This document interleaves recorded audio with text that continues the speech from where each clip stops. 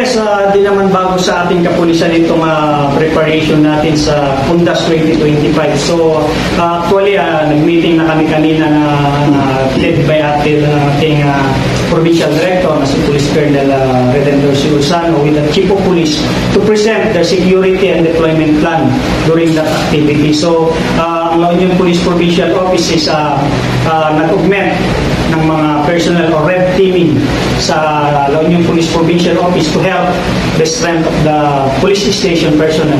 Then including, meron po tayong traffic plan. Especially, tingnan naman natin yung ating mga kababayan na magdadagsahan na pauwi sa kanilang lugar. So, to visit their loved ones. So, meron po tayong assistance center sa along the National Highway to help our motorists.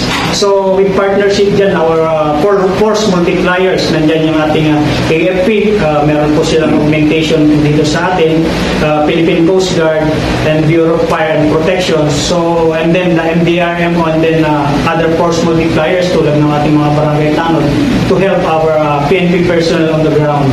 So, yan po ang ating security and traffic deployment po sa ating lugar.